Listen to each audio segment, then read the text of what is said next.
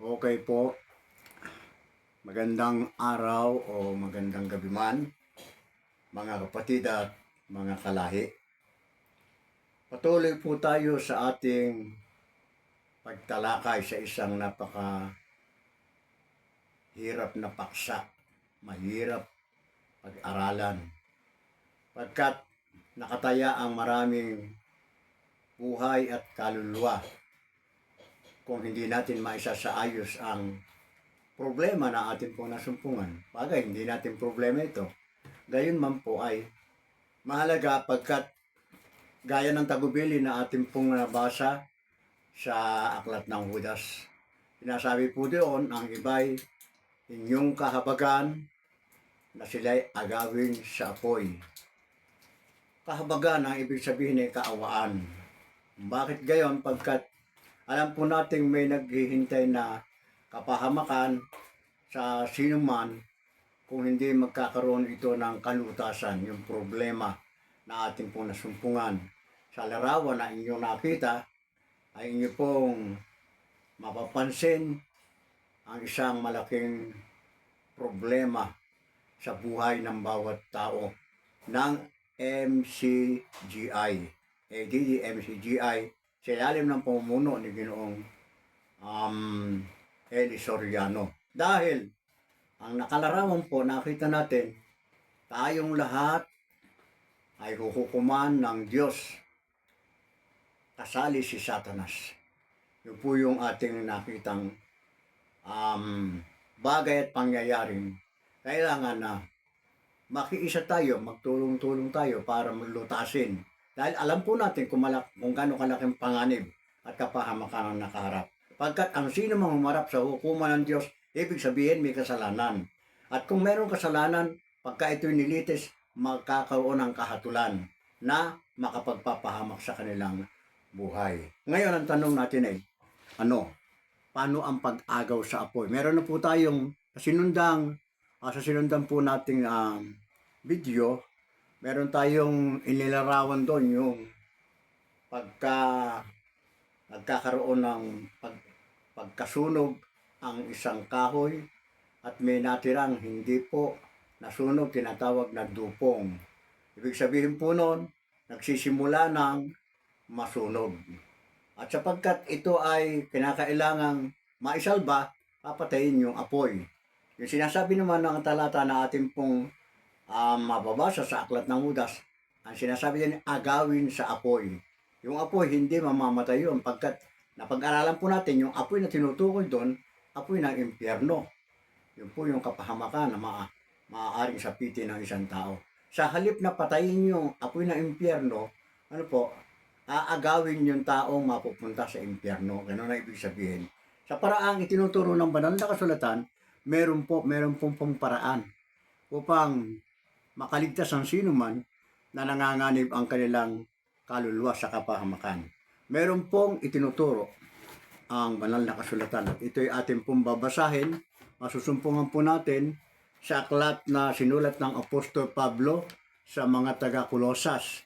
Ang sinasabi po ng talata na ating pong babasahin ay ganito. Ang sinasabi po, Kapitulo 2 at ang versikulo ay 13. Ang wika po ng talata ay ganito. At nang kayo'y mga patay dahil sa inyong mga kasalanan at sa di pagtutuli ng inyong laman ay kanyang binuhay kayo.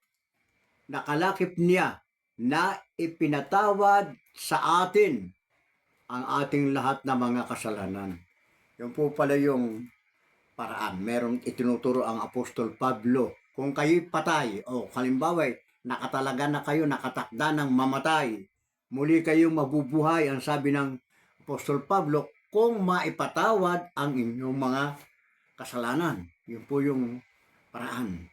Mapatawad ang kasalanan, merong pagkakataong mabuhay. Pero ang tanong natin ay, paanong paraan ng pagkapatawad ng kasalanan?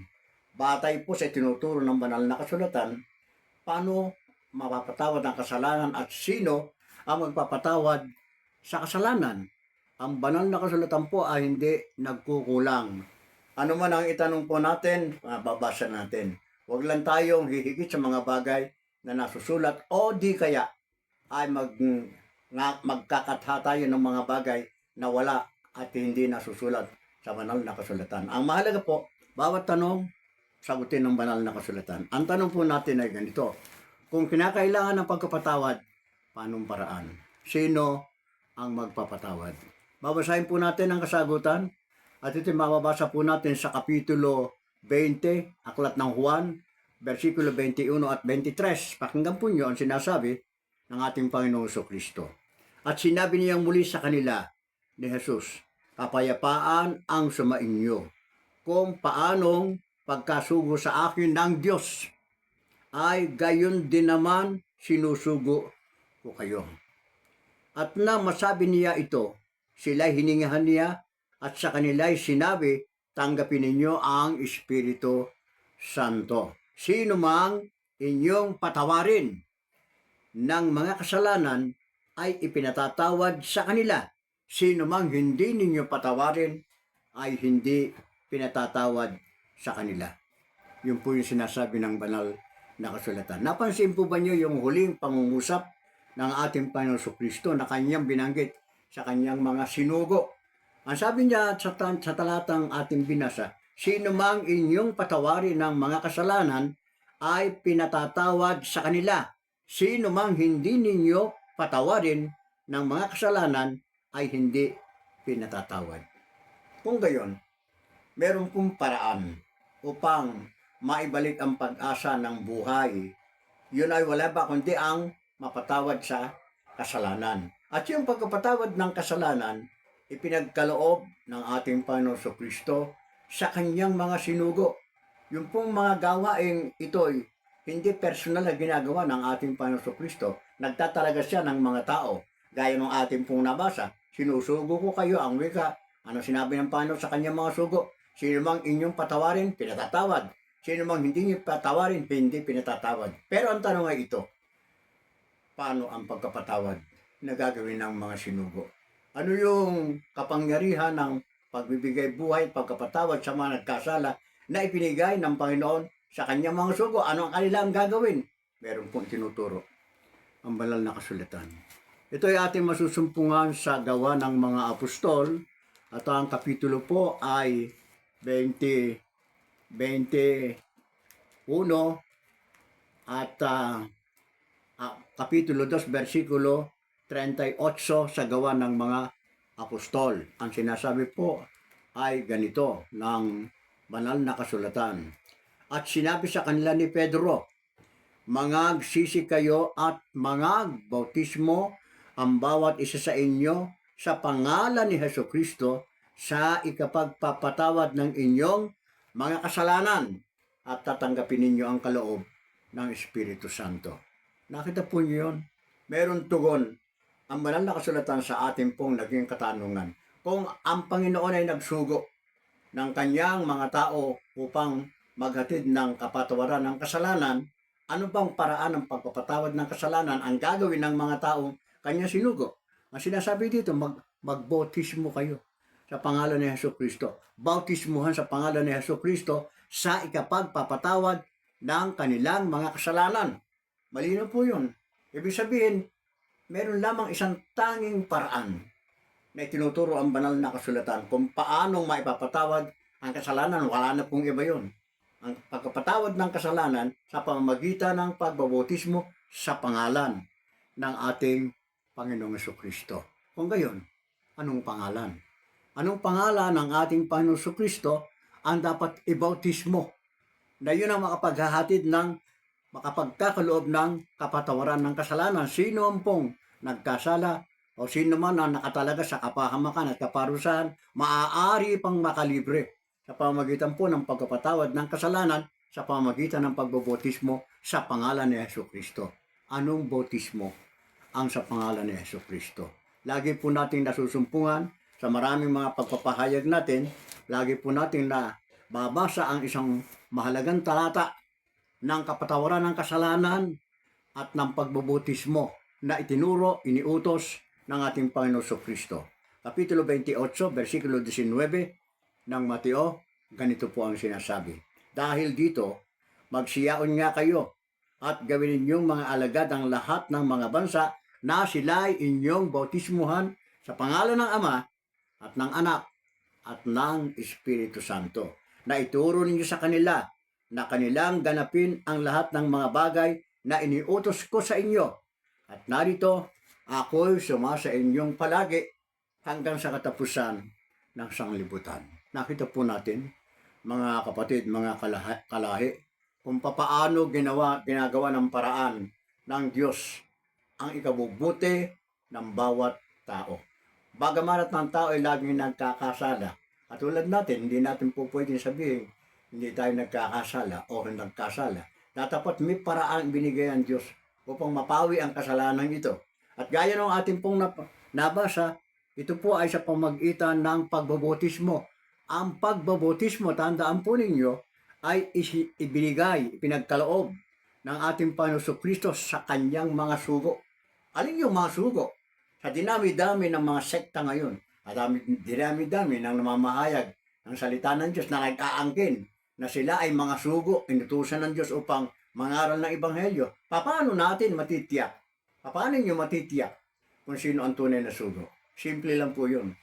Sino ba yung nagtataglay ng bautismo na itinuro ng ating Panginoon Kristo?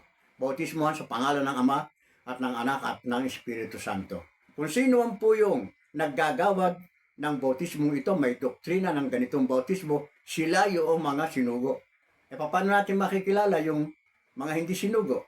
Hindi po sila nagbabautismo ng bautismo na itinuro ng ating Panginoon Kristo. Anong bautismo nila? Bautismo sa tubig, lubog sa tubig. Walang ganong utos ang ating Panginoon Kristo sa kanyang mga sinugo. Tatandaan po natin, ang bautismo lubog sa tubig, bautismo ni Juan. Ang bautismo ng ating Panginoon Kristo, bautismo sa pangalan ng Ama, ng Anak at ng Espiritu Santo. Ito yung maghahatid ng kapatawaran sa sinumang tao. At sa ganitong kalagayan, ito po yung ating sinasabi sa lahat ng mga nakita po natin na dinala ni Eli Soriano sa hukuman ng Diyos kasama si Satanas upang sila'y hukuman. Anong dahilan? May kasalanan kasi, kaya kinakailangan hukuman. May kasalanan, kaya kailangan litisin, at kung malitis ito, mahatulan kung ano man ang kaparusahan. Gayunman, meron pa pong paraan. At nakita po natin, sa ikaliligtas, kailangan ang mabautismuhan sa pangalan ng Ama, ng Anak at ng Espiritu Santo na hindi pa kailanman tinanggap ng mga ibang sekta ng pananampalataya gaya ng ADDMC-GI. Wala po tayong dapat pag-usapan na ibang paraan kung hindi gaya ng ating pong nabasa, bautismo sa pangalan ng Ama, ng Anak at ng Espiritu Santo upang maagaw ang mga taong nakatalaga sa apoy dahil sa sila ay may kaparusahan tatanggapin sa hukuman ng ating Panginoong Diyos. Mga kapatid at mga kalahi, hanggang dito po ang ating pagtalakay sa bagay na ito. At gaya ng aking pong sinabi sa inyo, makapagliligtas ba ang bautismo na gagawin ng mga sinugo ng ating Panginoong Diyos? Meron po ba kayong pagtitiwala sa kung ano man yung ating nababasa? Halimbawa, katulad po ng sa aking binabasa ko lang yan, hindi po akin yan. Yan ay utos ng ating Panginoon Kristo at pagkakatalaga sa kanyang mga alagad at mga apostol. Ngayon, talaga bang makapagliligtas ang sinumang mga tunay na sinugo sa iglesyang itinayo ng ating Panginoon Kristo? Huling talata pong babasahin ko sa inyo. Ang sulat ng apostol na si Juan, si Pablo, kay Timoteo, na ating pong mababasa ang ganitong pangungusap. Ang kapitulo ay 4 at ang versikulo ay 13 at 16. Ang wika po ng banal na kasulatan ay ganito. Hanggang ako'y pumariyan, ay magsikap ka sa pagbasa, sa pangangaral, sa pagtuturo. Ito po ang sulat ng Apostol Pablo kay Timoteo. 13. Mag-ingat ka sa iyong sarili at sa iyong turo. Manatili ka sa mga bagay na ito, sapagkat sa paggawan nito ay ang iyong sarili ang ililigtas mo pati ng mga nagsisipakinig sa iyo. Ita po niyo, merong katiyakan yung sinabi ng Apostol Pablo kay Timoteo. Sabi niya, mag-ingat ka sa iyong turo. Mag-ingat ka sa iyong turo at sapagkat sa paggawa mo nito ay ang iyong sarili ang ililigtas mo pati ng mga nagsisipakinig sa iyo. Eh kung ayaw makinig, wala na po tayong magagawa. Kaya ito po ang tanging paraan lamang na atin pong maibibigay para po sa mga kaanib ng ADDM, CGI, nakahaharap sa hukuman ng Diyos. May pagkakataon pa po kayo. Tanggapin lamang ninyo ang bautismo ng ating Panginoong Kristo sa pangalan ng Ama, ng Anak at ng Espiritu Santo. Sapat po yun upang kayo ay makalaya, makakalag sa kasalanan at makalibre sa kaparusahan na igagawad ng Panginoong Diyos kay Satanas at sa mga magiging kasama ni Satanas. Hanggang dito po, magandang araw, magandang gabi, at nabayan tayo ng Panginoon.